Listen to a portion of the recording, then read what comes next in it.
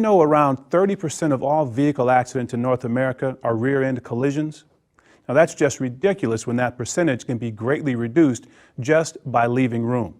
Now, ideally, you want extra room on all 6 sides of the bus, in front, to the rear, on each side of the bus, and above and below the bus. And of course, the easiest place to leave room is right in front of your bus. You simply adjust your speed to maintain a safe following distance. This is the one space that you totally control. Again, your bus takes a lot longer and more distance to stop than a car, van, or pickup truck. You need extra space to make up for all that extra weight you have. In clear, dry weather with good visibility, you need at least a 4-second following distance. If you're following too closely behind the vehicle in front of you, you won't have time to react to any sudden change they might make. In fact, the most dangerous situation is when they suddenly brake. A 4-second following distance gives you more control. It gives you more time to react and more time and distance to stop the bus.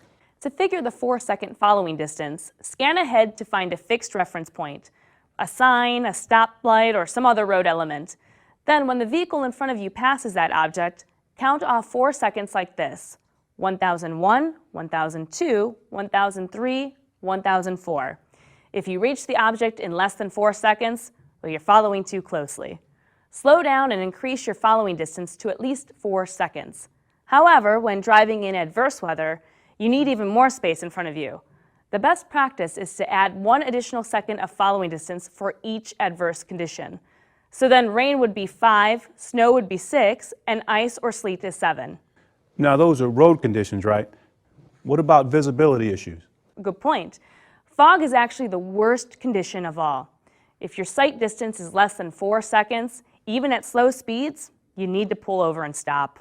And speaking of sight distance, when you're driving at night, regardless of weather conditions, you need to be able to stop within the distance you can see with your headlights. Of course, leaving room isn't always as easy as it sounds. Every time you slow down and back off, somebody else cuts into the space in front of you. Now, sometimes it feels like you'd have to put into reverse to maintain a safe following distance. I agree with you there, Michael. But you have to adjust for other drivers' mistakes. And it's really not quite that bad. Simply maintain your 4 seconds. If someone tries to steal it from you, back off and reestablish 4 seconds.